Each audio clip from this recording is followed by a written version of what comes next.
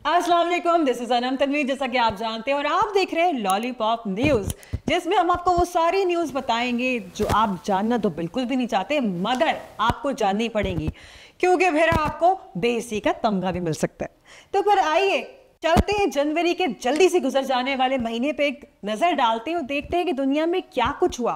भाई इस महीने दुनिया में बहुत कुछ हुआ, मगर सवाल ये है कि क्या किसी का कुछ सुधरा या क्या कुछ बदला?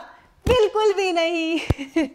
तो फिर आइए चलते हैं उन तमाम बेमकसद और तारीखी खबरों की तरफ जिनका दुनिया से तो कोई लेना देना नहीं है, ना ही वो दुनिया के लिए इंपॉर्टेंट है, मगर सोशल मीडिया पे वो बहुत इंपॉर्टेंट है।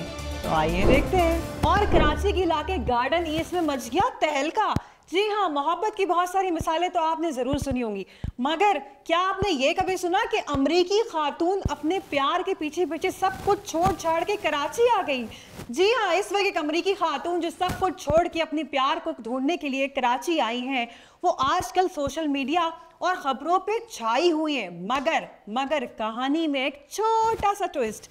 जिस अहमद नामी शख्स के लिए वो कराची आई हैं, वो उनके साथ रहने से मुकर गया। शायद may be she talks too much. You talk too much. ये तो वही वाली बात होगी ना, किसानों नहर वाले फुलते फुला के माही तो कितने रह गया। अहमद को पड़ गई ऑनलाइन फ्लर्टिंग महंगी। दूसरी तरफ मेरी अब्बा की उम्र के लोग, बुजुर्ग अफराद, इन सारे लोगों ने रिश्तों की लाइन लगा दी। वैसे पाकिस्तान में दूसरे नंबर पे शादी और पहले नंबर पे तो आपको पता ही है हम लोग कहाँ पे आते हैं। अमरीकी खातून ना सिर्फ अपने शौहर को बल्कि पाकिस्तान की पूरी इकोनॉमी को सुधारने का अज़म रखती हैं।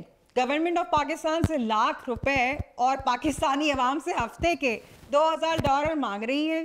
पहली बार पाकिस्तानी इतने आजिज आ चुके हैं कि अमेरिका से आए हुए इमदाद को वो सलामत वापस करना चाहते हैं। इसीलिए तो कहते हैं कि Karachi is not for beginners. हटी धूप और आई शाम और हुआ डकी भाई का काम तमाम। जी हाँ, पाकिस्तान की यूट्यूब इंडस्ट्री में आया एक और ग्रैंड ट्विस्ट। 7 साल पहले यूट्यूबर डकी भाई शाम इदरीस को बना रहे थे रोस्ट मुर्गा, मगर आज वही शाम इदरीस लगा रहे हैं डकी भाई की वाट। हाल ये है कि 2017 में जो आवाम यूट्यूब पे शाम इदरीस को यूट्यूब का खलनायक कह रही थी, आज वो ही आवाम डकी भाई के मुखालिफ हो चुकी है। भाई मीम्स, रिएक्शंस, पता नहीं क्या कुछ डकी भाई पे बन चुका है और लोगों ने डकी भाई के फैमिली व्लॉग्स को फैमिली के साथ अनफॉलो करना शुरू कर दिया है। एक अंदाजे के मुताबिक डकी भाई ने 4.5 लाख फॉलोवर्स को खो दिया है। वैसे तो इतने फॉलोवर्स तो किसी यूट्यूबर्स के होते हैं जितना डकी भाई खो चुके हैं। पाकिस्तानी यूट्यूब इंडस्ट्री में हर साल एक नया सीजन आता है और हर साल नए सीजन में नए विलन्स और नए हीरोज बनते हैं। ये भी होता है कि पिछले साल के विलन्स इस साल के हीरोज भी बन जाते हैं। अमेरिका में एक बार फिर से साइंस और लॉजिक का हुआ मर्डर और उससे कल्प्रिट लोगों ने ठहराया डोनाल्ड ट्रंप को। जी हाँ, हाल ही में डोनाल्ड ट्रंप ने अपनी प्रेसिडेंशियल इनॉग्रेशन सेरेमनी में ये कहा कि अब से अमेरिका में सिर्फ 2 ही जेंडर होंगे और उन्हें हिस्ट्री में किसी तीसरे जेंडर की मिसाल नहीं मिलती। जी हाँ, America, United states of America, जहां सालों से सदियों से 500 प्लस जेंडर्स पर डिस्कशन चल रही थी, वहीं ट्रंप ने अपने ट्रेडमार्क सिंप्लिसिटी से सिर्फ 2 ही जेंडर रख दिए। अब देखना यह है कि क्या अमेरिकन लिबरल्स इस बात पे आर्ग्यूमेंट करते हैं या फिर प्रोटेस्ट करते हैं या फिर उन्हीं 2 जेंडर्स में अपने आप को रीब्रांड करते हैं। और साथ ही साथ यूएस एड का काम तमाम करने के बाद उन्होंने ये भी कहा कि इमदाद के वादे तो पाकिस्तान से बाइडेन ने किए थे, उनको तो इस बारे में कुछ भी नहीं पता। बाइडेन ने अपने बाल धूप में सफेद किए होंगे लेकिन हमने नहीं। पाकिस्तान के सियासी स्टेज का सबसे बड़ा मुशायरा आज भी मरियम नवाज के स्टेज से होता है। हाल ही में एक जलसा हुआ जिसमें एक लड़की ने मरियम नवाज की तस्वीर हाथों में उठाई हुई थी, जिस पर मरियम नवाज शरीफ ने उनको स्टेज पे बुलाया और कहा हाउ स्वीट, हाउ क्यूट, जिस पे अवाम ने ये कहा कि क्या अगर वो मरियम नवाज की तस्वीर हाथ में उठा लेंगे तो क्या उनके बिजली के बिल माफ हो जाएंगे? अब भी एक्टिंग में मायरा खान आती है दूसरे नंबर पे और पहले नंबर पे जवाब तो आपके सामने ही है।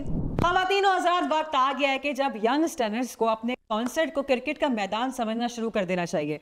भाई वहाँ पे सिंगिंग कम और फील्डिंग ज़्यादा हो रही है। टेनिस बॉल का हमला, फिर बोतल का हमला, उसके बाद एक केले का हमला, वो भी स्टेज पे।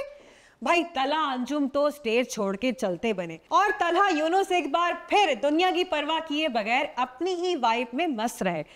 हमारी एक एडवाइस है यंगस्टर्स को, अगले कॉन्सर्ट में फील्डिंग ग्लव्स और हेलमेट पहनना मत भूलिएगा, क्योंकि पाकिस्तानी अवाम के हाथ और बॉलिंग एक्शन दोनों ही बहुत फास्ट हैं।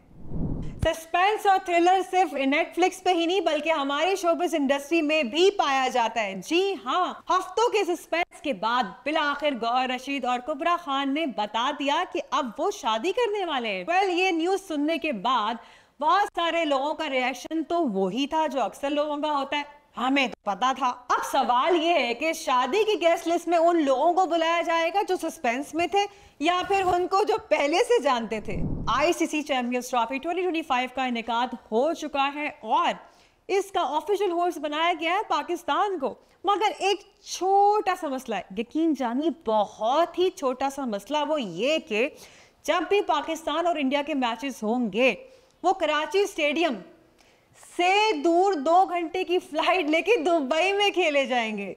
एक्सपर्ट्स कहते हैं कि ये फैसला सियासी उमूर का नतीजा हरगिज नहीं है, बल्कि क्रिकेटिंग ट्रेंड का एक नया सिलसिला है जिसको हम इस तरह से भी ले सकते हैं कि होस्ट करना मगर थोड़ा दूर से। वैसे आपको क्या बताएं, दुबई इस फैसले पे कुछ खास खुश नहीं है, क्योंकि उनको क्रिकेट टेबल का एजाज ही नहीं बल्कि पाकिस्तान इंडिया डिप्लोमेटिक टेबल का भी खिताब मिल चुका है। अगर हालात इसी तरह चलते रहे तो मुझे डर है कि पाकिस्तान चैंपियनशिप ट्रॉफी की अब सिर्फ हाईलाइट्स ही पाकिस्तान में देखने को मिलेंगी। मगर घबराने की कोई बात नहीं, क्योंकि पाकिस्तान की तकरीबन सारी ही अवाम क्रिकेट तो सिर्फ जज्बात से ही देखती है। और वैसे बल्ले का क्या हाल है ये तो आपको पिंडी बॉयज ही बता सकते हैं।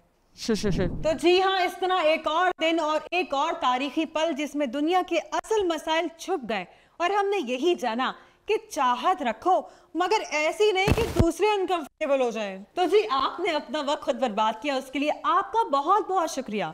नेक्स्ट एपिसोड में मिलते हैं एक नए मसले के साथ, उसके लिए देखते रहिए और दूसरों तक भी पहुंचाइए लॉलीपॉप न्यूज। खुदा हाफिज।